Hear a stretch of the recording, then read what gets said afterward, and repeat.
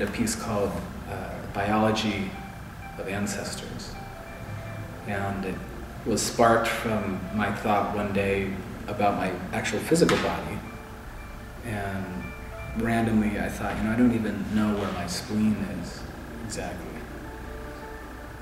And what this is related to is thinking about identity. Identity is like, I know who I am this, or this is my community, or this is my story, right? And it's oftentimes an assertion. Identity is about saying who I am, or who you are.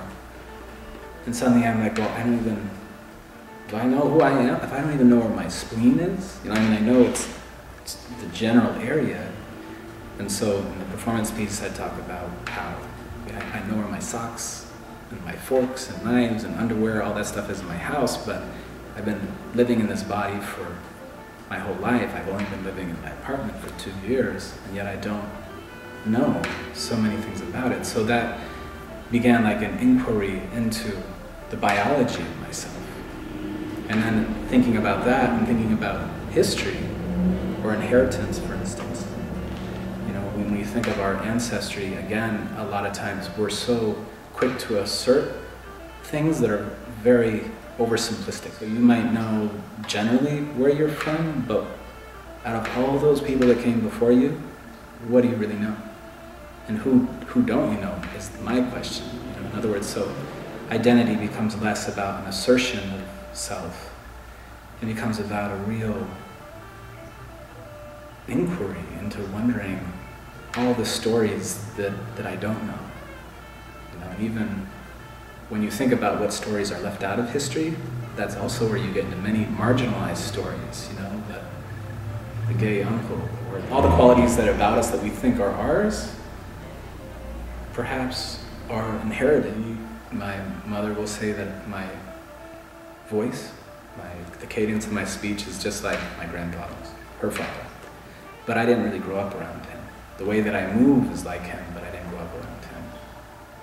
Chances are that he moves that way because of somebody before him. So how far does it go back? So that becomes a very different understanding of self when you begin to consider that there's perhaps all these other people living through you.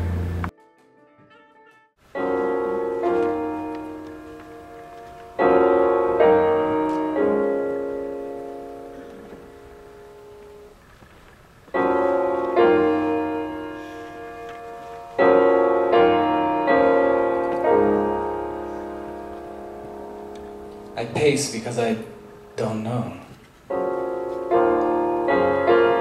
No answers here. None. I wondered about ancestors, and then I had to stop and think. Ancestors, I don't even know this body I live in. Where's my spleen?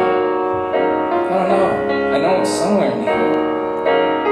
I know where my socks and my underwear are in my house. Forks, knives. But this little space in my body, I only have a vague idea. Some names. And I started to wonder, where did it come from? Was it October 3rd, 1970? Did it begin there?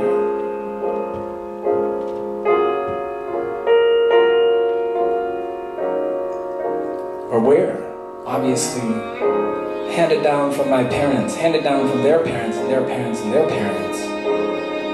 Is it a life begins, or is it a life gets passed down, like a torch, like an ember, the way fire is moved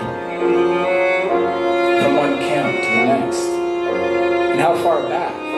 It has to go all the way back. Like the little microbes in the sea that crawled up onto the land, at some point became cave woman and caveman.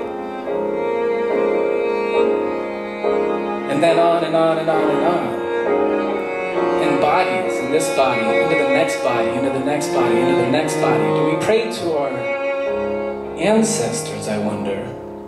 Are they out there around us, spirits? Or are they in us? Maybe in our actual cells. White cells, blood cells, bone cells, brain cells? Are they my cells? It can't be just my cells. I didn't make them. And so I wonder,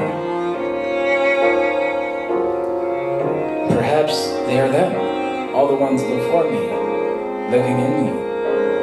I wonder if I listen to them. They might tell me something.